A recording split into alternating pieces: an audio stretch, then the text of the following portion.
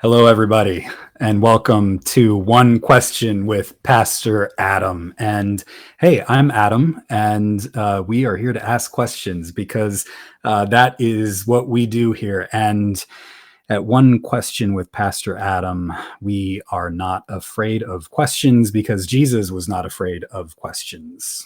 And I am Adam. I am pastor to believers and doubters, to unfaithful Christians and faithful atheists.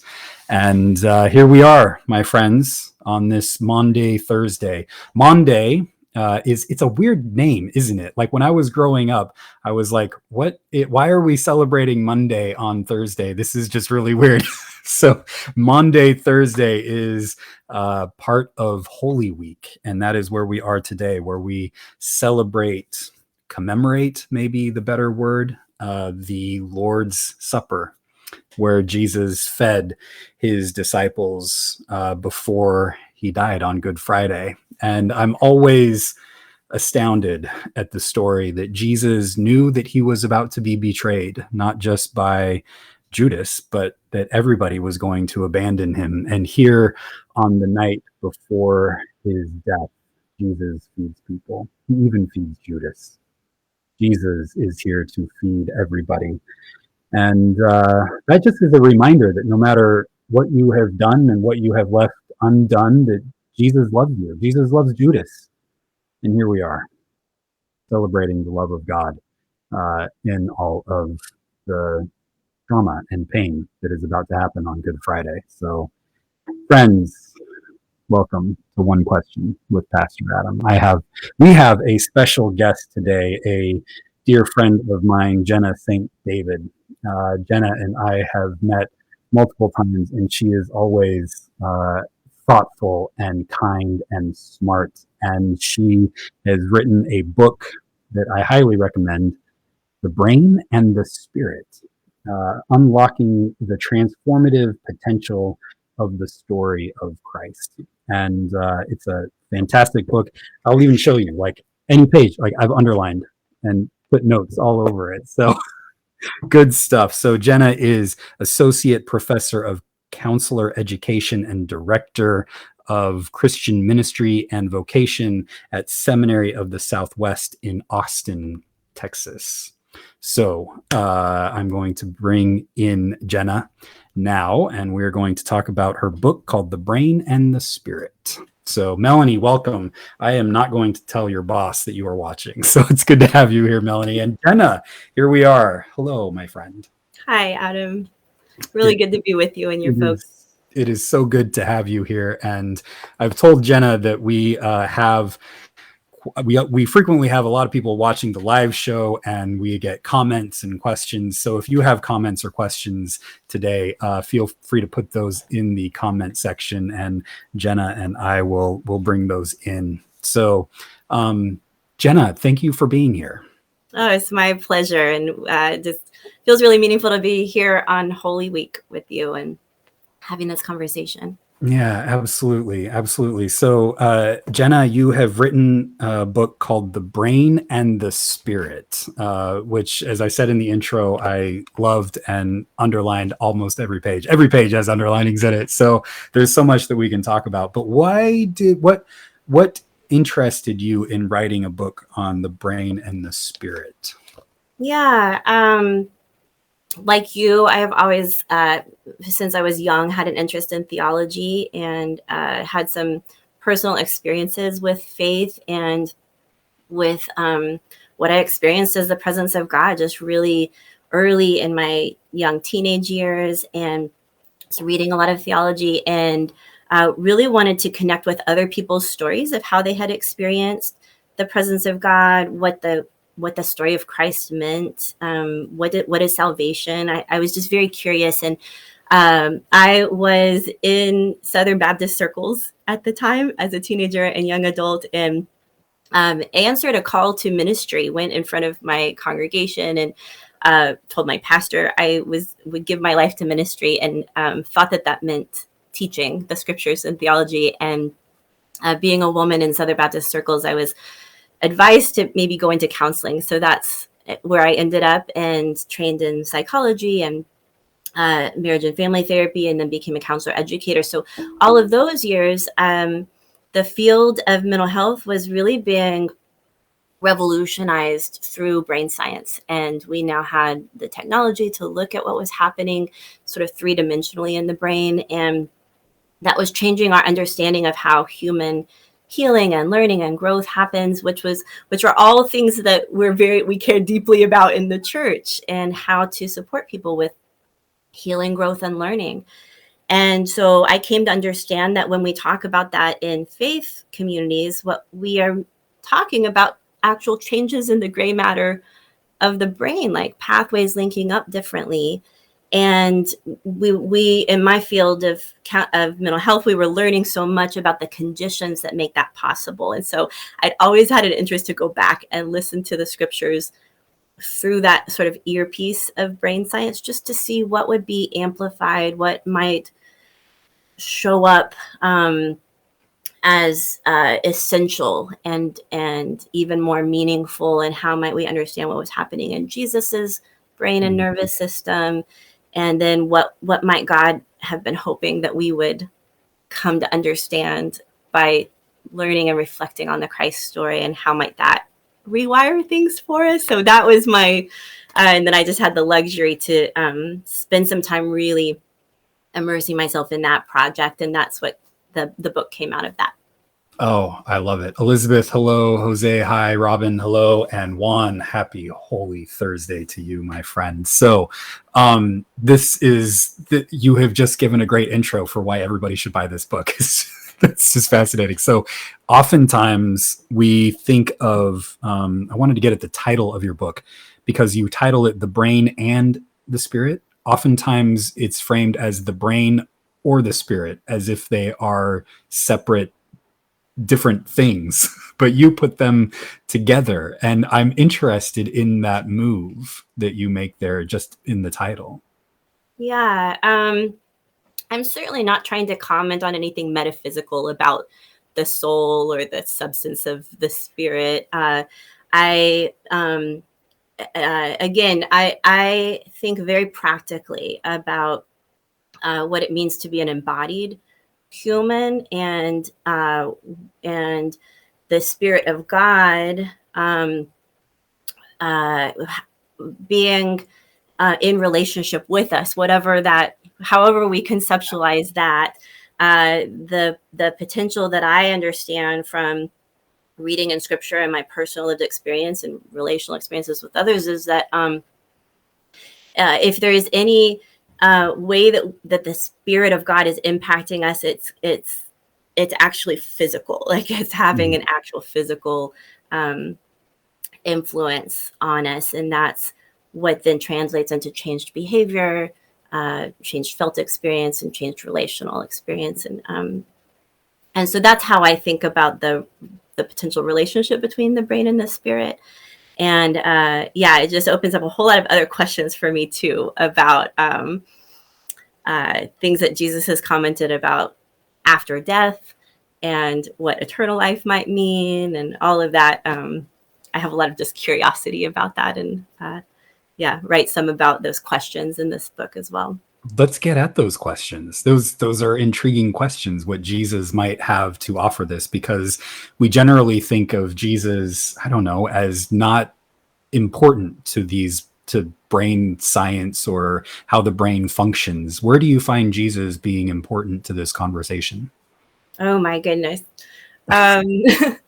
Let's maybe start with the phenomenon of trust. And so trust emerged as a really consistent theme as I went back and was listening to the scriptures through this earpiece. And a definition of trust, we might say trust is sort of like a physiological phenomenon where certain neurotransmitters are released in the brain that flood us with these really warm, pleasant feelings that calm and soothe our nervous system, our heart rate, our breath, our digestion. Everything in us just sort of relaxes and opens up, and we become more receptive to connection, new information. And then that's what creates the conditions for rewiring memories, behavioral networks in the brain, all of those desirable changes. So trust can't be coerced. It can't be forced. It's really not something that we can choose or not choose.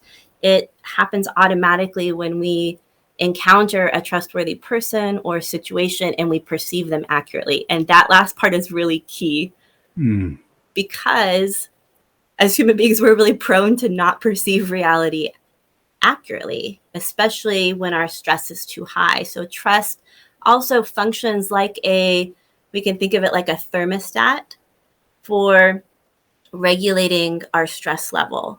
And when our stress is too high, we tend to misperceive threats in our environment. When our stress is too low, we tend to just be stagnant and like we're not growing or learning or changing. So we need our stress just right in this perfect middle ground, the optimum conditions. And trust is really what helps regulate our stress so that even when we are in less than completely safe circumstances, we can be trusting something or someone that still helps regulate us so that we have more options to choose how to respond to that situation.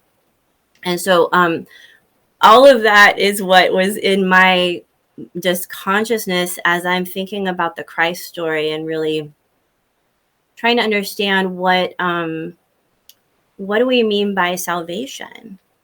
You know, like really what if salvation is something that has the power to change, transform, heal us right now in our embodied state. And that's the question that I was asking. And so what is it about the Christ story, the crucifixion, the resurrection that might have the power to spark trust in us that would then create the conditions for all of those desirable, transforming effects that we talk about. I love it. Heather says Goldilocks stress. That's the perfect amount of stress. Nicely done, Heather. Let's see. Emily says trust opens the door to love. I like that a lot. Todd asks a question. God creates holistically. Yes. I would love to hear from Todd more. What if he wants to say more about that? Yeah. Todd, if you can expand on that a little bit, that would be good. We've got one more.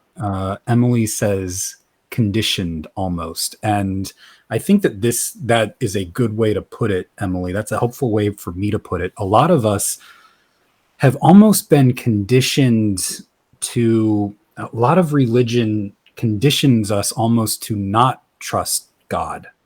And I don't think it's like a nefarious thing that religion is trying to impose on us, but there's almost it almost goes back to this idea where if you turn your back on God, God is going to turn God's back on you.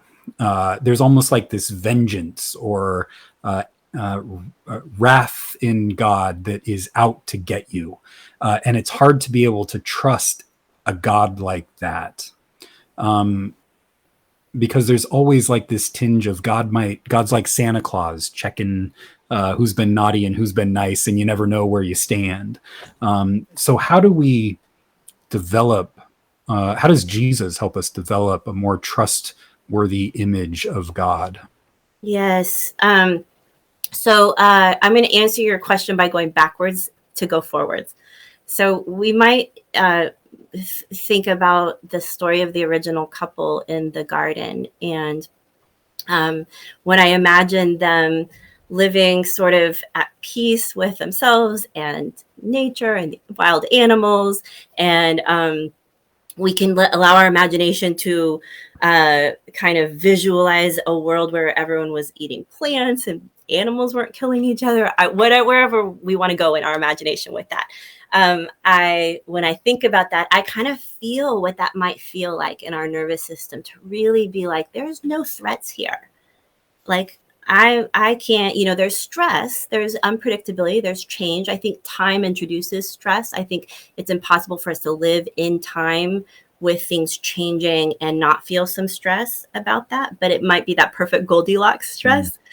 And then there's the introduction of the idea of a misperception, a falsehood, the suggestion that perhaps God is not trustworthy. And we see that come in through the serpent, who suggests that maybe God doesn't want you to eat this thing because God knows then that you'll become whatever. And then if you touch it, you'll die. Which in the story, we don't ever actually hear God say that. And it may be the first suggestion of the introduction of a falsehood, or the wondering, can I trust God is telling me the truth? And from there, as we read it in the story, there's a choice made, and then there's the fear of punishment. And that fear of punishment, we know what that feels like in our embodied self, to suddenly fear that I might die, or this person might do me harm because of a choice I made.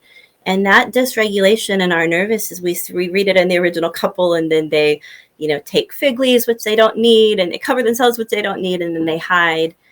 And then we see God coming closer, asking them questions, which is a very opening of a dialogue. We see, we don't hear God thrashing through the woods being like, hey, come out because, you're going to get a whooping or whatever. And so all the thing, even in that little tiny story, we have a picture of God coming close to soothe and calm the nervous system and restore trust again. And we might then sort of see that as a resounding pattern, a recurring pattern throughout all of Scripture, of us remembering, oh, God is trustworthy. And actually, Adam and Eve did not die in the story. Cain did not die in the story. Over and over again, what people feared the most from God actually often did not materialize.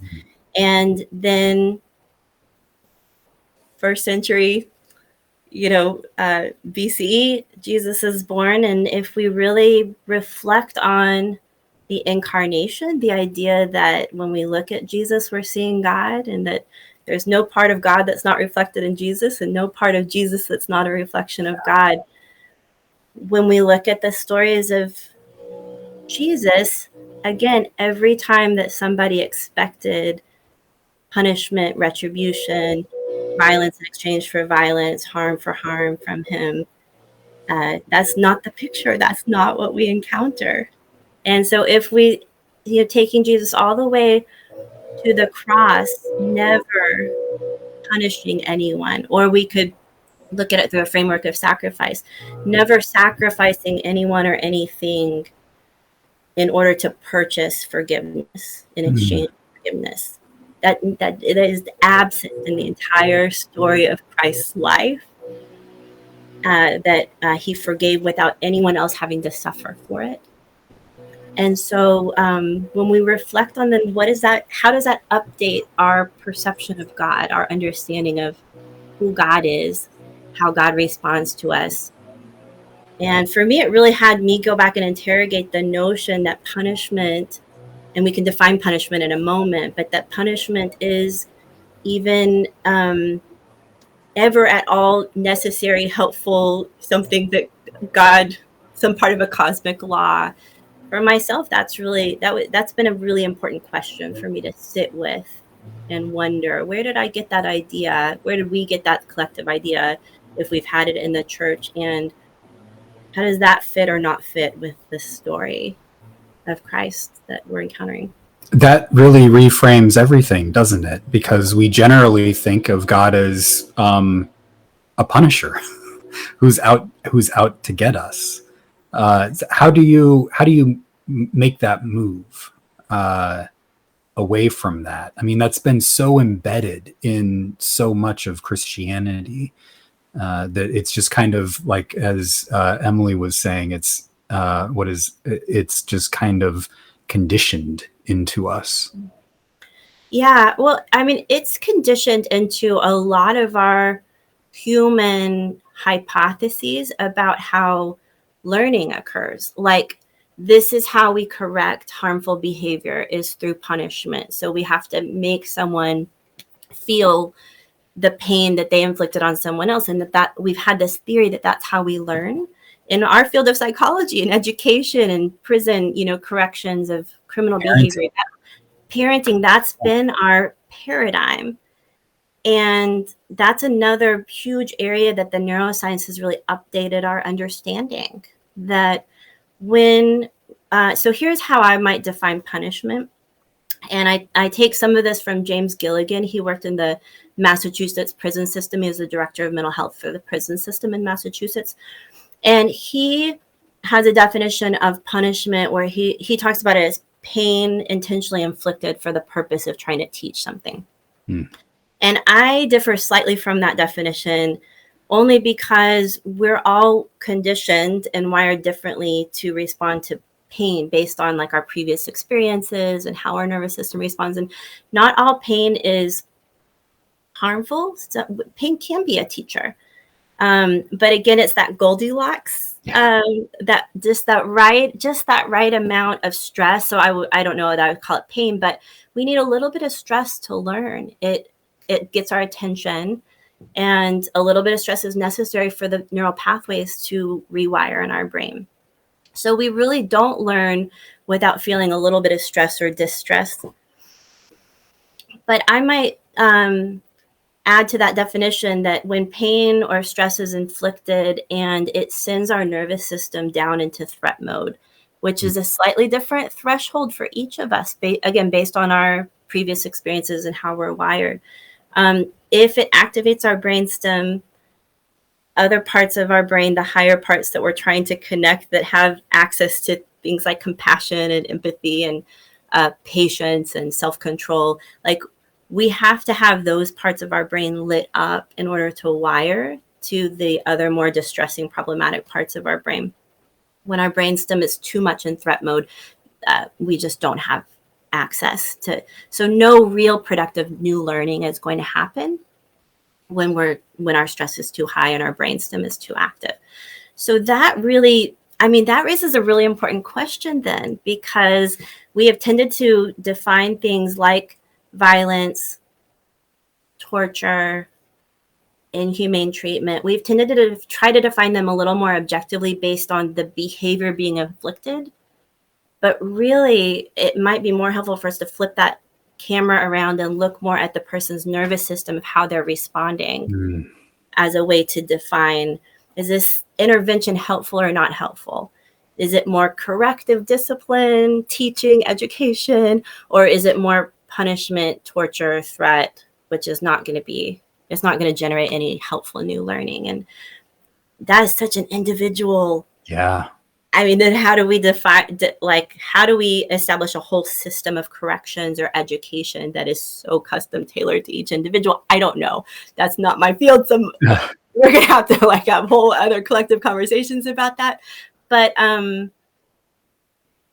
yeah, I might say one more thing before I'll pause, and then I would love to hear your reflections on it. But Adam, think with me about the way that the church functioned really for so many centuries up through the Middle Ages, where the church functioned more like a sanctuary in the original meaning of that word, where when folks had broken a law or done harm and the community was wanting to punish, kill, scapegoat as a way to contain that, and they could flee to the church and ask for sanctuary, and the church would come around them in what we might say a much more therapeutic way of helping them make amends, but keeping them right in that proximal. It's exactly what God does with Cain, keeping him right in that proximal zone of don't go to despair, don't go to suicidality. I'm going to mark you so that nobody hurts you, so that you can learn from this.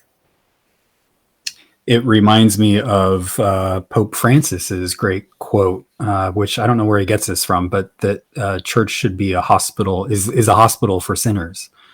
And that's what that reminds me of a lot. I think that a lot, especially in American culture, we are just, as Emily said, it's just conditioned into us that the way that you deal with these kinds of things is through punishment, and not through any attempt at restoration because people don't deserve restoration. Seems to me like that's what is behind all of it. But you look at other countries like I think it's Sweden and Norway who have a much more restorative, maybe criminal justice system. That might not even be the right word to use for what they're doing, but they believe that people can be restored after harm that they've caused, and they work towards that. So that to me feels much more in line with Christ and what you're saying than what we typically have here in the United States. Yes, there are some really exciting movements towards restorative justice happening here in the U.S. And I think as the church, it would be really interesting to imagine how we could uh, play a part in that. Yeah. It is very inefficient. I don't know that it's more expensive than Right. the way we're currently approaching criminal justice, but it is definitely a more relational process that requires a whole lot more on the part of those of us that would want to be part of that restoration process. It's a high calling Hmm. for us to be able to. I mean, it relies on our nervous system then being way more regulated than it may be often, so that it asks us to participate in that relational process that we're asking the other person to participate in. But whew, doesn't that sound like the I body know, of right? Christ? Yes. I love it. I love it. Jessica, going back a little bit in our conversation, asks really a key question here. How do we become more open to experiencing trust and perceiving its presence accurately? We can't just turn that on. And when we are just kind of conditioned to not perceive reality as it really is, how do we open ourselves to experience trust and see reality accurately? Yeah, this is where some of Rene Girard's work has been really influential for me in this. So he, was writing before we had the neuroscience, but he was intuiting that what we now understand is that we have these mirror networks in our brain that exist so that we can sort of synchronize with each other. So, Adam, I'm thinking about a conversation you and I had in a group sometime last fall where you were sharing a story of a powerful learning experience that was vulnerable for you. And it was so inspiring to me to see how you engaged that. You were asking the group for input. And I mean, you're just such a thoughtful, caring pastor. And in your story, I remember just really like feeling what you were feeling. So in that moment, your story moved me to tears, and then your courage made me feel more courageous. And so that's an example of like my nervous system was syncing up with yours, Hmm. and that's how the mirror networks function. And so when we think then about the implications of our image of God, how we're perceiving God when we are, say, engaged in contemplative prayer or observing the Eucharist. And if we are reflecting on an image of God that has violence in the background, so many of us, I just spent decades of my Christian life with the idea that God has to punish sin, that God can't not punish sin, that forgiveness has to be purchased with suffering or violence or death. And when that was always in the corner of my eye, I would trust God, and also there'd be this part of where I know now the difference. I can feel the Hmm. difference of fully being able to trust and relax, which is what I would feel with Jesus versus this conflicted. And so, but as a woman in the church, I was really not taught to trust my felt sense. I was taught to distrust my felt sense of what felt true or safe. So I think that's just something a lot of us are kind of becoming more aware of. But just to go back and answer the question like as succinctly as possible, if we really take the incarnation seriously and allow that to update our perception of God, then when we are spending time in contemplative prayer or witnessing the Eucharist and understanding that potentially Christ going to the cross was to communicate to us once and for all, nobody has to do this. Like I'm going because you think this has to be done, so that you can see that God was never asking for this to begin with. It was you, and allow this to update your understanding of what forgiveness requires. You were always already forgiven. Beautiful. And just noticing the trust that might spark in us, and then everything ripples from there. It reminds me of something that you said early on in this conversation. It was people often say, "Yeah, I love Jesus, but God is scary." And you said very early on something like it's the statement, God is Christ-like, and in God there is no non-Christ-likeness at all.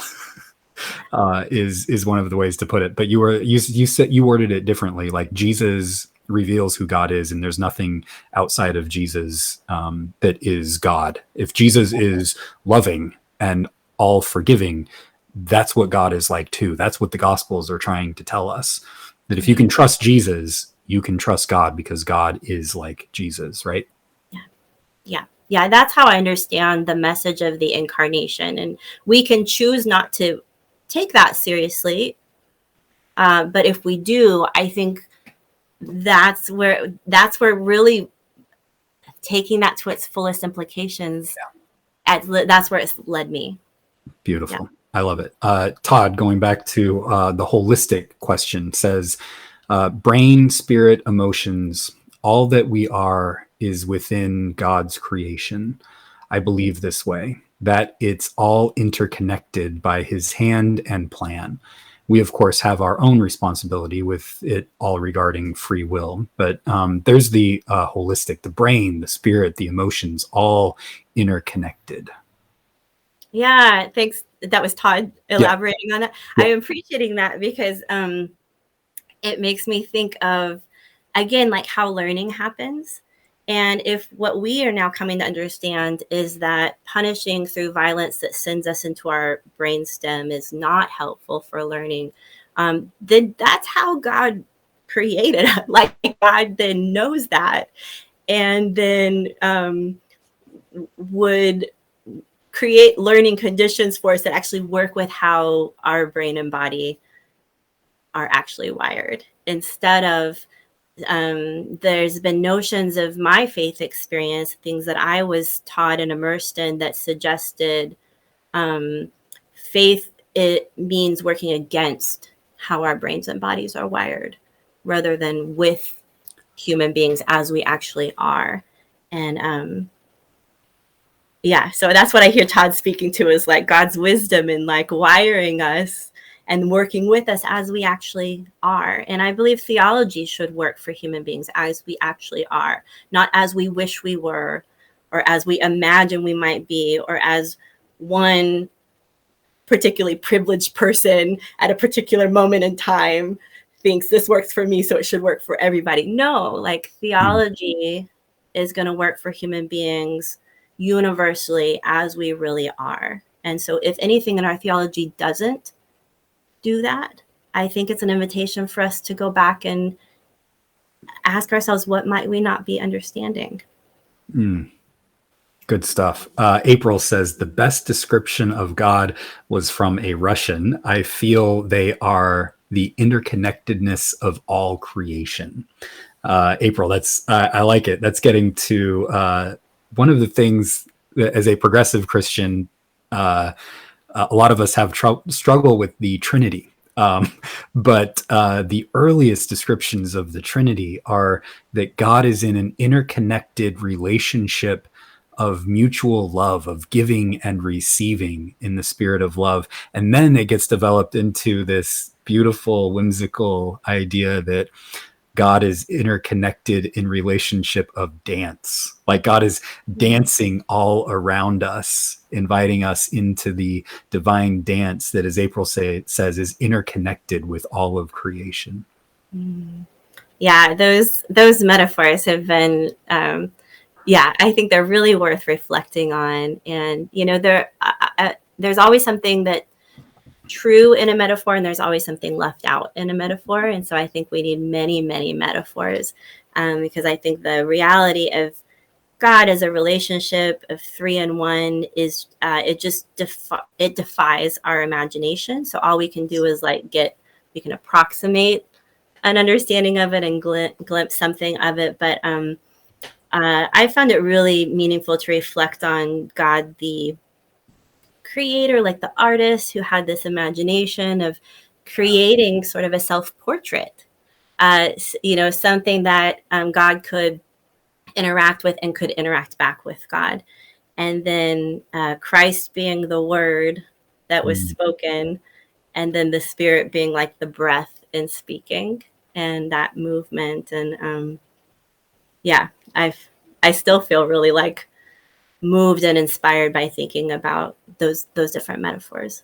God, the creator, the artist, the dancer.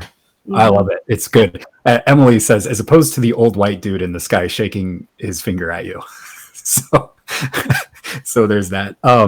Let's talk more about forgiveness. Forgiveness can be a difficult topic, but it's so crucial to the life of Jesus and to your work as well. What does forgiveness mean? Why is it helpful? And are there ways in which forgiveness can be unhelpful? Or maybe there are unhelpful ways of understanding what forgiveness means, right? Yes. The first place my mind goes, Adam, is something James Allison said once that stayed with me.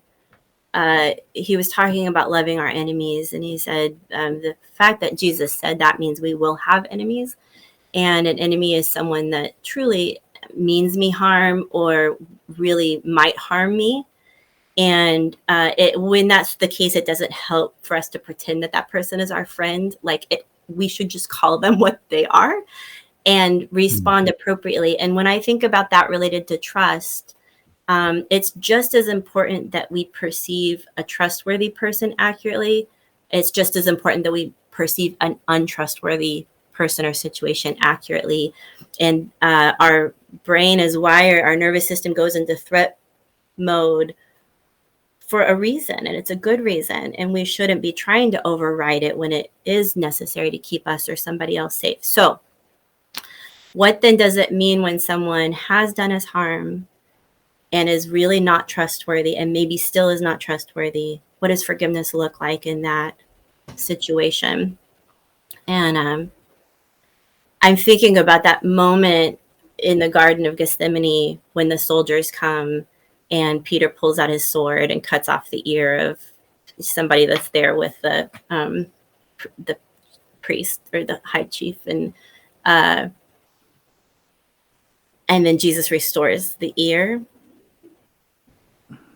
And that is not Jesus suggesting that the situation or the people are trustworthy. It's a gesture that I understand is Jesus saying, you meant me harm, but I don't mean you harm. And I don't want you harmed. I want you to learn from this. I want salvation for you. I want a rewiring of your trust systems, your trust networks. And so to do that, you need to not feel victimized by me. We could talk for a moment about the triangle. Yeah.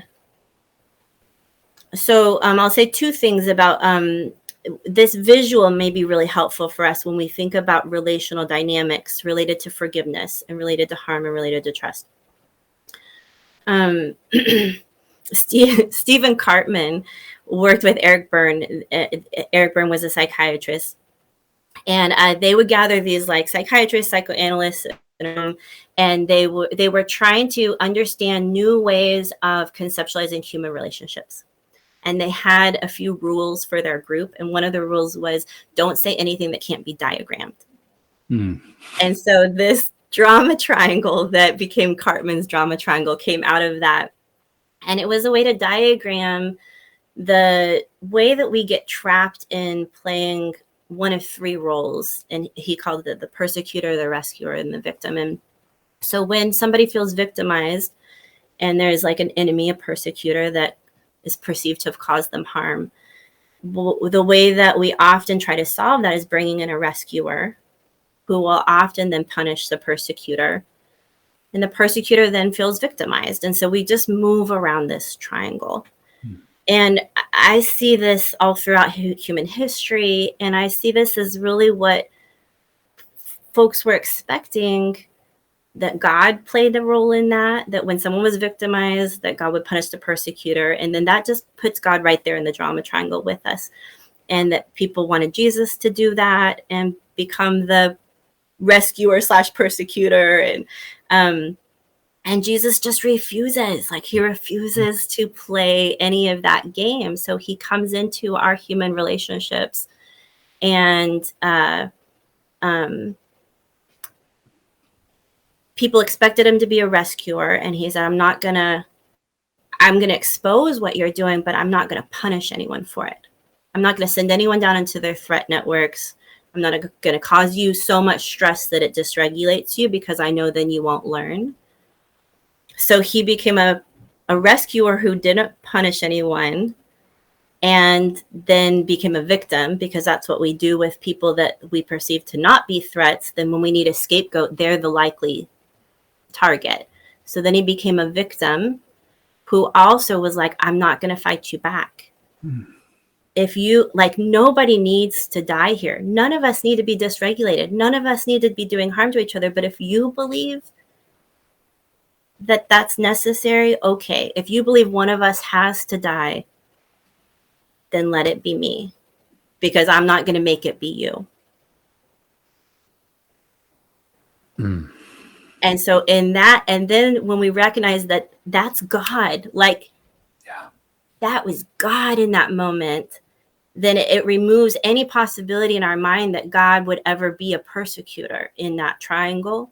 So at every point, Jesus opted for forgiveness that transformed each role in that triangle, all three of them, and showed us kind of the way out as well. I mean, I hope that none of us are ever in that position, but he showed us that it's possible. And I think that's kind of the power of the resurrection too, because if we don't believe that there's something after death, it's very hard to imagine approaching that moment and saying, okay, Adam, if you believe one of us must die, okay, then let it be me. Like, I think that's some of the power of the resurrection in that story. Yeah, beautiful. Melanie asks, what's the name of the book again? It is The Brain and the Spirit, Unlocking the Transformative Potential of the Story of Christ. So that's what we are talking about today. Todd says, thanks. April says, this is beautiful. If you think it's beautiful, it is beautiful, and you should get the book. It's fantastic. So Gena says, this is why I became interested in physics, evolutionary biology, neuroscience, and spirituality, because they all speak in different ways of exactly the same thing. Yeah. That makes sense to you? Yeah, she might be saying something along the lines of like, wisdom is wisdom. You know, it's God's, it's all God's wisdom. Like what Todd was alluding to, it's all part of God's creation. So that wisdom is going to be, it's sort of like fractal. We're going to see that pattern replicated all through God's creation. I would agree with that. Beautiful. And I wanted to get this quote in because I had to read it multiple times because it was so powerful for me. You write that relationships that never need forgiveness become stagnant, underwhelming, and never grow.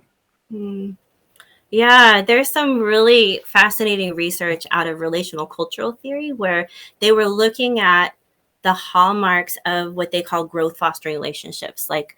And those researchers suggest that we all need around 5 trustworthy relationships in our life for us to be functioning at like optimal wellness, because those trustworthy relationships give us so many good things and we're just kind of wired for them. And so there's nothing magic about 5, but they just say around 5. So they were like, well, what are the hallmarks and how can we know if like our top 5 relationships are trustworthy and giving us those good things? And one of the surprising things that they discovered is that the optimum trustworthy relationships for us are not ones where we're in perpetual connection, like where we're always resonating, always in agreement.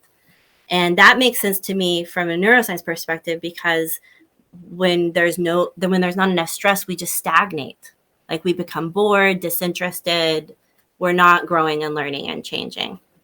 And so we need a little bit of stress. So they talk about the cycle of the optimal relationship is moving through connection, disconnection, and reconnection. This is Judith Jordan and Amy Banks and some of their colleagues.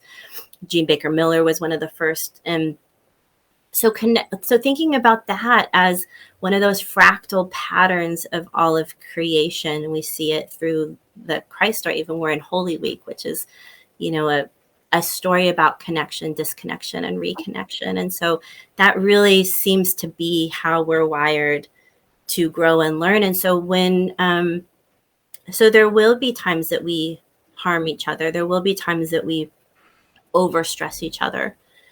And that forgiveness process, that tear and repair, when trust can be broken and then restored, is what actually strengthens our relationships and then allows the relationship to return all those good benefits back to us for health and wellness. So most of us learned good enough strategies for connection early in life.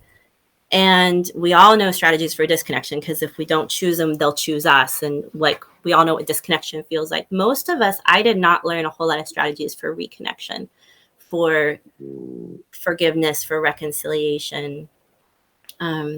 So I think that's a lot of us in adulthood are trying to learn those strategies. I'll say one more thing about forgiveness and then turn it back to you, Adam, in these questions. But I think it's important for us to notice that forgiveness doesn't always mean re-engaging. So when we talk about forgiveness, reconciliation, reconnection, it doesn't necessarily mean re-engaging if the situation or person isn't trustworthy. Oftentimes, I think it means getting to a place where I no longer wish you harm. Like, I no longer wish you harm, and I am working through the harm that was done to me, so that if there's the possibility of reconnection and things become trustworthy again, maybe I'm open to it. But I'm also not going to put myself in a situation just to be re-wounded.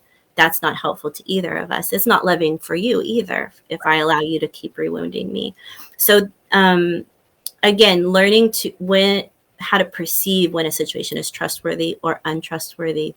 I think I'm really interested in that work these days, and asking my friends, honestly, to help me with that. Like, I think that's something we can all help each other with. I love it. So Imelda says, thank you for the great wisdom. And Dina says, kind of like a broken bone. Suppose like, yeah, that's a good way to put it, Dina. We're coming kind of to the end, so I thought I'd bring up just a small topic for you. You mentioned earlier Jesus in hell. You write a little bit about hell. What role maybe, and this also gets to one of the key topics of your book as well that we've kind of been talking about, salvation as well. We typically think about salvation. We've been conditioned to think about salvation as something that happens to us after we die, which seems to me to miss one of the key points that Jesus is getting at, which is what you are helping us do in your book is to find some kind of salvation here and now in the healing of, or the growing through traumatic experiences and the healings of our brain and the connections. Salvation seems to me, when Jesus talks about it, much more about moving in a process here and now. And I wonder if hell is the same thing or a similar thing. Like, hell is the ways that we experience the world now. And how do we heal beyond that to salvation? Does that make sense? Yeah, it makes a lot. You're being very clear right now. Yes. How much more time do we have? We've got time for this. We've got time for this. um, okay, so when I think about Nicodemus and the conversation that Jesus had about being born again, that's how I understand the power of what's possible when we perceive God suddenly more clearly, and it sparks trust inside us. It's this like automatic like birthing into trust, and everything else kind of flows out of that. So I like that you're calling it a process of salvation. And but I also think it can be sparked in a moment. Like we can have a paradigm shift and then be like working with that for a long time. And the fact that Jesus wrote and not wrote, but spoke about hell, and people wrote down things that he said about hell, I think calls us to take that seriously and really try to listen to what Jesus may have been hoping that we would understand. And there's a lot of people that have written a lot of things about that. So I'll just offer a piece today. And that's if we think about the notion of resurrection as bodily. So when Jesus reappeared after death, and and Thomas was touching the wounds in his hands, and Jesus was resurrected bodily, wounds and all. And so if we think about what that might mean for us, then that this brain and body may be resurrected. I mean, who knows, but that's the story. And so if we think about that, then I wonder if there may be implications for how our brain here in this life comes to perceive God and spark trust within us, if some of that might not have implications for if we are resurrected bodily, and if it is still with this brain and body, if that might have an implication for how we perceive God after death. Who knows? It's just I'm interested in that question and that conversation, and really trying to listen and understand what Jesus might have hoped we would understand. Because I can tell you that the felt sense of mistrust, that threat alert, oh my gosh, I mean, I can feel it right now. It feels like hell. It feels hellacious. And I could understand if we then were perceiving God actually after death, and whatever that might look like, if we were still misperceiving God and as a threat when God's not really, but if we were still misperceiving God as a threat, I mean, we can imagine some, because we can feel it right now, like what that would feel like. So I'm just really curious. Yeah, it reminds me, that when Jesus talks about in the parables about sending someone to the place of outer darkness, which is what we typically think of as hell, that's where Jesus is the one who is sent to the place of outer darkness by humans when he goes to the cross. This is hell on earth that Jesus is going into because people, not God, have sent him there.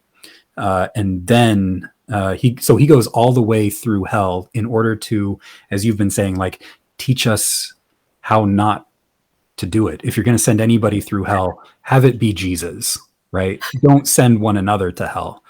And then in the resurrection, Jesus still has the marks of hell on him, right? And he shows them to his disciples. And what are the first words that come out of his mouth? They're not words of, I'm going to get you guys. I'm here for revenge, right? Which is what we would typically think of with how we've been conditioned to view God. God's going to get you. If you abandon God, God's going to get you. No, Jesus comes back in the resurrection and tries to rebuild this trust with his disciples. And he says, peace be with you. Shows them the wounds and says, I'm not out to get you. I'm out here to give you peace and rebuild this trust. Oh, so good. So good. Here we go. We're preaching now. Okay. All right. Raylene says, I want to get this in because this is part of the human experience too. She says, there are the many who are born with a not fully formed or healthy brain due to alcohol, drugs, or medications taken in utero. Working with those folks to bring a healthy living. I would imagine. Yes. Yeah. Absolutely. That's the difference between what we might call intellectual or cognitive capacity and the way our nervous system functions. There's something pretty universal about how our nervous system functions when there's enough safety and will respond with trust. And that is unrelated to cognitive ability. Awesome. Well, I think those are all of our comments, and I think those are all of the questions that I had. Any final words, Gena, that you wanted to get out that we maybe didn't cover? No, this has just been a real sacred experience for me to be with you and with these folks, especially here on Holy Week. And yeah, it's been a gift. It's been a gift to me. And just knowing you, Adam, and who you are and how you approach this, your relationships has been a gift. Yeah, thank you for having me. It is always a pleasure to be with you, Gena. And the book, I recommend it. Here we go. There we go. We get it in. The Brain and the Spirit, Unlocking the Transformative Potential of the Story of Christ. Wonderful book. Highly recommend it. If people want to keep up with you, Gena, are there ways that they can do that? Yes, there's a website that's coming out soon, the Brain and the Spirit. And also, I'm very available online. People can find my email address here at the seminary, and I welcome folks to reach out.